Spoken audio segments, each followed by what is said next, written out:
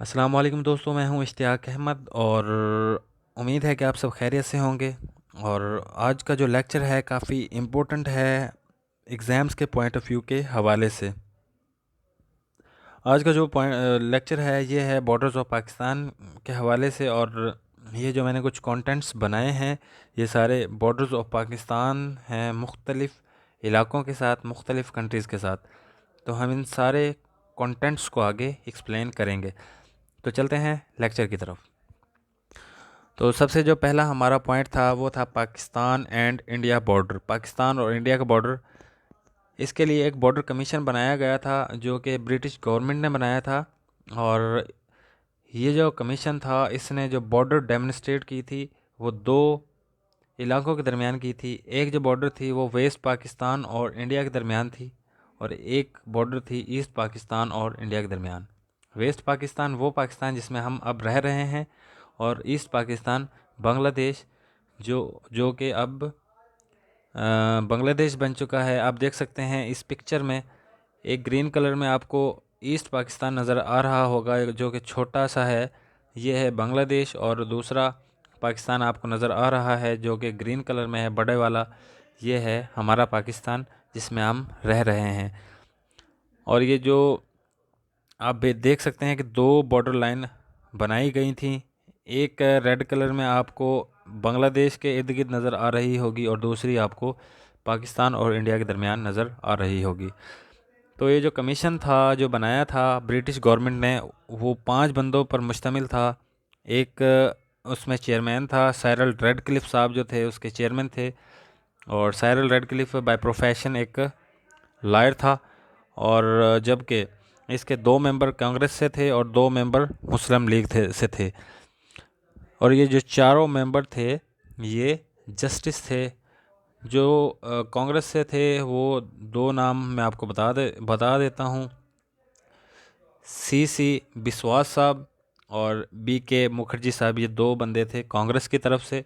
और जबकि मुस्लिम लीग की तरफ से जो 2 बंदे थे वो थे अबू साले मोहम्मद अकरम साहब और शेख अब्दुल रहमान साहब। ये 2 बंदे मुस्लिम लीग की तरफ से थे। कमीशन जो था ये जुलाई 1947 में बना था, और ये किसने बनाया था? लॉर्ड माउंटबेटन जो कि लास्ट वाइसरे था इसका, पाकिस्तान और इंडिया का, यानी सब कॉन्टिनेंट का जो आखिरी वाइसरे था उसने ये कमीशन बनाया था। और रेड क्लिफ लाइन जो डेमोन्स्ट्रेट हुई थी, जो कंफर्म हुई थी, वो 17 अगस्त 1947 17 अगस्त 1947 में हुई थी। उसके बाद पाकिस्तान और इंडिया की जो बाउंड्रीज थी वो अलहदा हो गई थी। और रेड क्लिफ लाइन ए जो थी वो वेस्ट पाकिस्तान और इंडिया के दरमियान थी, और रेड क्लिफ लाइन बी जो थी वो ईस्ट पाकिस्तान और इंडिया के दरमियान थी। तो रेड क्लिफ लाइन ए की जो लेंथ है आज जो यानी कि अब इस वक्त है वो है 3323 किलोमीटर, 3323 किलोमीटर। और रेड क्लिफ लाइन बी जो कि बंगाल और इंडिया के दरमियान है उसकी जो लेंथ है 4096 किलोमीटर बनती है। तो ये जो चीज़ें हैं काफ़ी इंपॉर्टेंट है। उसके बाद आप पिक्चर में भी देख सकते हैं कि जो Radcliffe line A Pakistan और इंडिया के दरमियान, और Radcliffe line B east Pakistan और इंडिया के दरमियान। इसी तरह पाकिस्तान और इंडिया की जो बॉर्डर हैं उनके बारे में कुछ एडिशनल इन्फॉर्मेशंस हैं। जो करंट शेप है पाकिस्तान और इंडिया के बॉर्डर की वो 2 जुलाई 1972 से अप्लाई होती है, क्योंकि पाकिस्तान और इंडिया के दरमियान 1971 में वार हुई थी जिसमें ईस्ट पाकिस्तान पाकिस्तान से अलहदा हो गया था और बांग्लादेश बन गया था। उसके बाद क्या हुआ था, रेड क्लिफ लाइन बी जो थी वो बांग्लादेश और इंडिया के दरमियान बाउंड्री बन गई थी, पाकिस्तान का नाम ख़त्म हो गया था। और इस तरह 2 जुलाई 1972 इस जो बाउंड्री लाइन है उसमें चेंजिंग आई थी। अच्छा, जो बाउंड्री लाइन पाकिस्तान और इंडिया के दरमियान अब है वो है 3323 किलोमीटर। इंटरनेशनल बाउंड्री जो इसमें है ना वो 2240 किलोमीटर अप्रोक्सीमेटली है। यानी कि ये जो बाउंड्री है ना पाकिस्तान और इंडिया के दरमियान, इसको मुख्तलिफ़ हिस्सों में तकसीम किया गया है और इसको हम आगे अभी पढ़ेंगे। तो जो रेड क्लिफ लाइन है उसकी जो टोटल लेंथ बनती है ना, रेड क्लिफ लाइन सिर्फ, यानी कि जो आप देख सकते हैं यहाँ पे पिक्चर में देखें, ये जो रेड कलर में आपको नज़र आ रही है इसे हम कहते हैं रेड क्लिफ लाइन, और इसे हम ज़ीरो लाइन भी कहते हैं। और इसकी जो लेंथ है वो 2240 किलोमीटर बनती है अप्रोक्सीमेटली। लेकिन आगे जो है, क्योंकि 1972 में कुछ चीज़ें चेंज हुई थी, तो जो रेड क्लिफ लाइन थी उसमें से लाइन ऑफ कंट्रोल जो थी, इसको नया नाम दिया गया था 1972 में, जो कि इंडियन हेल्ड कश्मीर और पाकिस्तान हेल्ड कश्मीर के दरमियान बाउंड्री है, वो है 740 से 780 किलोमीटर बनती है। तो ये एक अलहदा हिस्सा बना है, और वर्किंग बाउंड्री जो है वो 193 किलोमीटर अप्रोक्सीमेटली बनती है। तो ये दोनों हम आगे अभी पढ़ेंगे।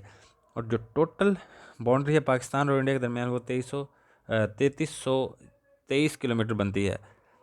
तो ये आप लोगों ने थोड़ी सी याद रखनी है चीज़ें, थोड़ा सा डिफरेंस है जो आपको आगे क्लियर हो जाएगा।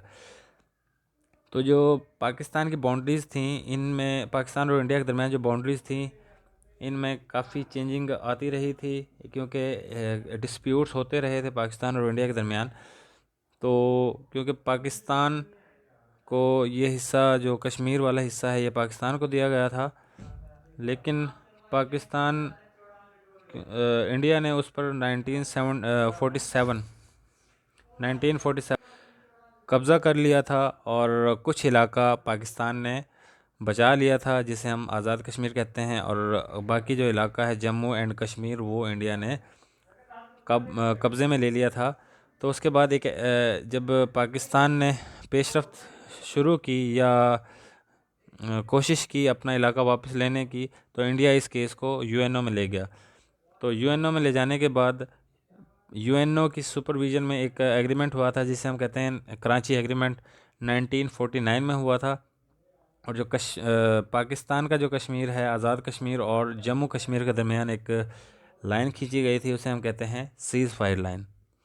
और ये जो एग्रीमेंट था ये दो मिलिट्री रिप्रेजेंटेटिव की तरफ से हुआ था, मतलब पाकिस्तान की तरफ से जो उस वक्त का चीफ था मिलिट्री का, और इंडिया की तरफ से जो चीफ था मिलिट्री का। और इसमें जो थर्ड पार्टी थी वो थी यूनाइटेड नेशन, और ये किसके सुपरविज़न में हुआ था? United nation commission for India and Pakistan, UNICP।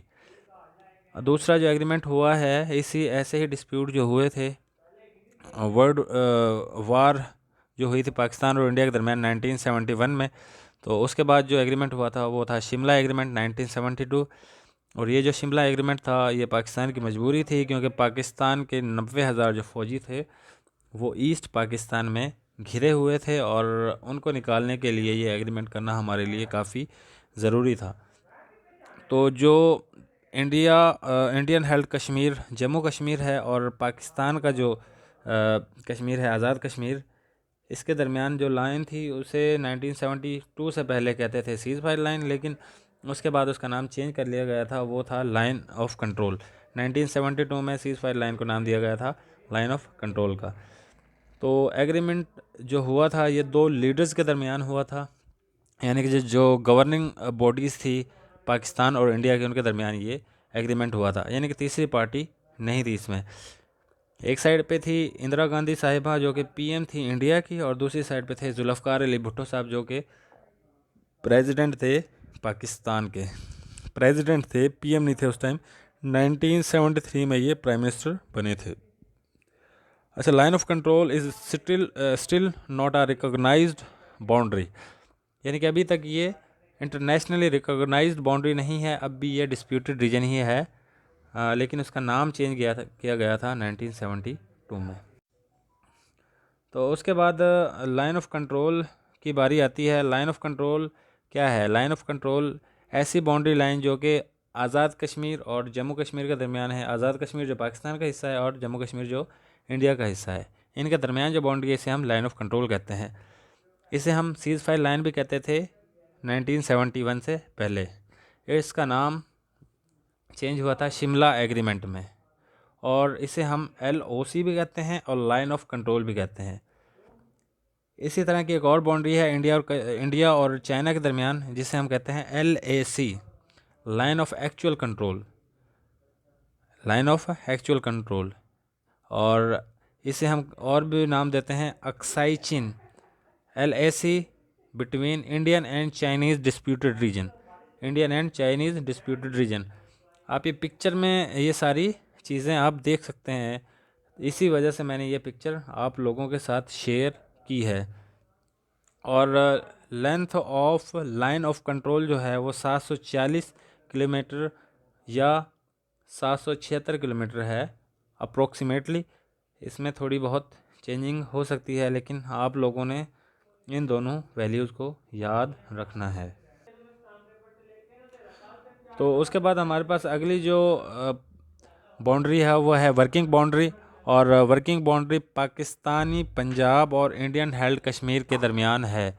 Pakistani Punjab और इंडियन हेल्ड कश्मीर के दरमियान जो बाउंड्री है वो है वर्किंग बाउंड्री।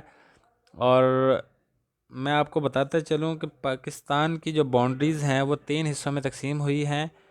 एक है LOC, एक है वर्किंग बाउंड्री और एक है इंटरनेशनल बॉर्डर। इंटरनेशनल, तो जो इंटरनेशनल बाउंड्री है जिसे हम रेड क्लिफ लाइन भी कहते हैं, और दूसरा इसका नाम है ज़ीरो लाइन। ज़ीरो लाइन भी कहते हैं। उसकी जो लेंथ है 2240 किलोमीटर है। लाइन ऑफ कंट्रोल इसकी जो लेंथ है वो है 740 से 776 किलोमीटर के दरमियान। पहले भी हमने पढ़ी है, दोनों चीज़ें पढ़ ली हैं। और वर्किंग बाउंड्री जो कि न्यू चीज़ है, इसकी जो लेंथ है 193 किलोमीटर बनती है। और 1965 की जो वार थी ये काफ़ी इम्पोर्टेंट है वर्किंग बाउंड्री के हवाले से, क्योंकि सियालकोट के इलाके में इंडिया ने जब टैंकों से पाकिस्तान पर हमला किया था तो वहाँ के जो लोग थे उन्होंने टैंकों के नीचे बम बांधकर अपनी जानों की कुर्बानी दी थी और पाकिस्तान को उस शदीद हमले से बचाया था। और वो जो टैंक थे वहाँ पर टैंकों का कब्रिस्तान बना दिया गया था। तो ये भी एक एडिशनल चीज़ है कि वर्किंग बाउंड्री पाकिस्तान के सियालकोट सिटी और जम्मू कश्मीर के दरमियान है। ठीक है, तो ये काफ़ी इंपॉर्टेंट चीज़ है। और आप देख सकते हैं कि वर्किंग बाउंड्री इस पिक्चर में आपको नज़र आ रही होगी। ये जो ग्रीन कलर में आपको नज़र आ रहा है ये है वर्किंग बाउंड्री। उसके बाद है ड्यूरन लाइन। ड्यूरन लाइन जो है ये लाइन है पाकिस्तान और अफ़गानिस्तान के दरमियान ये बॉर्डर है। पाकिस्तान और अफ़गानिस्तान के दरमियान ये बॉर्डर है। और आप देख सकते हैं इस पिक्चर में जो रेड कलर में आपको ये लाइन नज़र आ रही है पाकिस्तान और अफ़गानिस्तान के दरमियान, ये है ड्यूरन लाइन। और ये डेमोन्स्ट्रेट कब हुई थी? नवंबर 1893 में। और ये हुई किन दो बड़ी हस्तियों के दरमियान थी या दो लीडर्स के दरमियान थी। एक अमीर था अफ़गानिस्तान का, अमीर अब्दुल रहमान, और दूसरी साइड पे था मोटमीर ड्यूरन साहब जो कि ब्रिटिश इंडिया की तरफ से थे। और ये जो लाइन खींची थी गई थी ये एंग्लो अफ़गान वार 2 के मतलब जब ख़त्म हो गई थी तो उसके बाद ये ड्यूरन लाइन खींची गई थी। और आपको एडिशनली मैं बताता चलूँ कि अफ़गानिस्तान और ये जो ब्रिटिश बरतानिया है इसके दरमियान 3 वार्स हुई थी। एंग्लो अफ़गान वार 1 1839 से 1842 के दरमियान तक ये होती रही है। एंग्लो अफ़गान वार 2 1879 में हुई थी। एंग्लो अफ़गान वार 3 1919 में हुई थी। और इसी तरह ड्यूरन लाइन की जो लेंथ है वो बनती है 2670 किलोमीटर, 2252 किलोमीटर, 2430 किलोमीटर। ये मुख्तलिफ़ अदवार में जो इसकी लेंथ है वो मुख्तलिफ होती रही है। और जो एग्जैक्ट आजकल जो चल रही है वो है 2670 किलोमीटर। लेकिन ये क्वेश्चन में 2252 किलोमीटर भी आई हुई है और 2430 किलोमीटर भी आई हुई है। तो 2670 किलोमीटर अगर आए तो हमने वो लगाना है, और अगर 2430 किलोमीटर आए और ये दोनों ना आए तो फिर हम 2430 किलोमीटर लगाएंगे। और अगर ये 2670 किलोमीटर भी ना आए और 2430 किलोमीटर भी ना आए और 2252 किलोमीटर आए तो हम ये 2252 किलोमीटर लगाएंगे। तो इस ड्यूरन लाइन पे एक बहुत ही इंपॉर्टेंट बॉर्डर भी है, तुर्खम बॉर्डर, जो कि पाकिस्तान और अफ़गानिस्तान के दरमियान ट्रांसपोर्टेशन के लिए काफ़ी इम्पोर्टेंट है। उसके अलावा बाबे दोस्ती भी है चमन और स्पिन बोल्डिक के दरमियान ये बॉर्डर है। चमन पाकिस्तान का इलाका है, स्पिन बोल्डिक अफ़गानिस्तान का इलाका है। तो आप देख सकते हैं पाकिस्तान और अफ़गानिस्तान की बॉर्डर पिक्चर में भी हमको नज़र आ रही है। उसके बाद पाकिस्तान चाइना बॉर्डर है, काफ़ी इम्पोर्टेंट बॉर्डर है और ये पाकिस्तान को चाइना से कनेक्ट करती है। तो इसे हम साइनो पाक बॉर्डर भी कहते हैं, साइनो पाक बॉर्डर। और ये बॉर्डर एग्रीमेंट हुआ था 1963 में।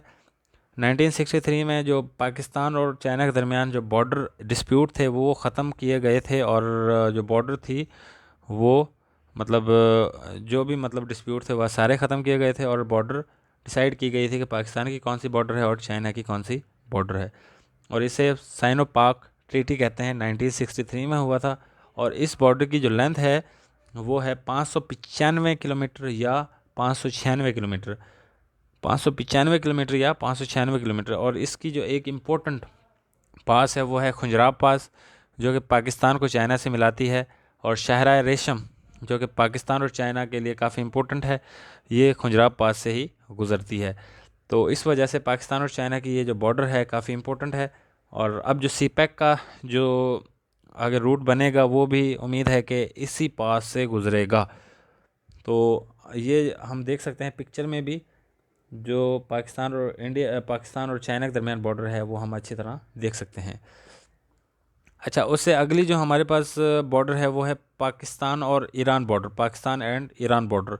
इसे हम पाक ईरान बॉर्डर भी कहते हैं, पाक ईरान बॉर्डर कहते हैं। और आप देख सकते हैं ये जहाँ जाहिदान लिखा हुआ है इस पिक्चर में, उससे नीचे जो रेड कलर की सारी ये लाइनें हैं चाबहार तक, इसे हम कहते हैं पाक ईरान बॉर्डर, पाक ईरान बॉर्डर कहते हैं। और ये जो पाकिस्तान और ईरान के दरमियान कोई अगर बॉर्डर डिस्प्यूट था, उससे सेटलमेंट उसकी सेटलमेंट की गई थी, बॉर्डर सेटलमेंट जो थी 1958 से 1959 में कर दी गई थी, ताकि कोई डिस्प्यूट ना हो पाकिस्तान और ईरान के दरमियान बॉर्डर का। और यहाँ पर एक बहुत ही इम्पोर्टेंट बॉर्डर के ऊपर एक तफ्तान तफ्तान बॉर्डर, यानी तफ्तान का एक इलाका है। तफ्तान एक चेक पोस्ट है जो कि दो सिटीज़ के दरमियान है, एक ईरान का सिटी है और एक पाकिस्तान का सिटी है। पाकिस्तान का जो सिटी है वो है खारान, और ईरान का जो सिटी है वो है जाहिदान। तो ये Taftan border, Taftan check post जो है, ये पाकिस्तान और ईरान के दरमियान, यानी कि कोई भी माल की तरसील या कोई भी मामलात जो हैं ट्रांसपोर्टेशन के, उनके लिए काफ़ी इम्पोर्टेंट है। और यहाँ से पाकिस्तान के बहुत से ज़ायरीन जाते हैं ईरान मुक़द्दस मकामात को देखने के लिए।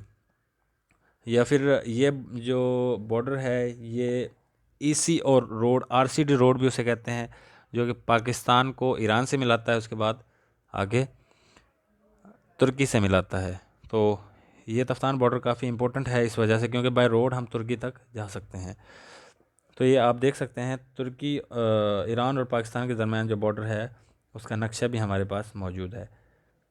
अच्छा, उसके बाद पाकिस्तान की कोस्ट लाइन ऑफ पाकिस्तान जो है, the border line between Pakistan and Arabian Sea Bahra Arab. आप देख सकते हैं कि पाकिस्तान ऊपर पीले कलर में है सारा और नीचे अरेबियन सी है। तो ये जो बॉर्डर है पाकिस्तान और अरेबियन सी के दरमियान, उसे हम कहते हैं कोस्ट लाइन ऑफ पाकिस्तान। और इसकी जो लेंथ है 1046 किलोमीटर है, और मुख्तलिफ़ जगहों पे 1058 किलोमीटर भी लिखी हुई है। तो इनमें से जौन सा भी आए आपने उस पर टिक करना है। तो ये काफ़ी इम्पोर्टेंट लेक्चर था हर तरह से अगर देखें, और काफ़ी इसमें नॉलेज भी था। तो काइंडली इस वीडियो को लाइक करें, सब्सक्राइब करें मेरे चैनल को, और इस वीडियो को ज़्यादा से ज़्यादा शेयर करें ताकि दूसरे लोगों तक पहुँचे और उनका भी फ़ायदा हो। और अगर कोई सब्सक्राइब करता है तो मेरा भी फ़ायदा हो जाएगा। बहुत बहुत शुक्रिया आप लोगों ने इस वीडियो को देखा और पसंद किया। Thank you so much. अब इंशाल्लाह अगली वीडियो में मिलेंगे, तब तक अल्लाह हाफिज़।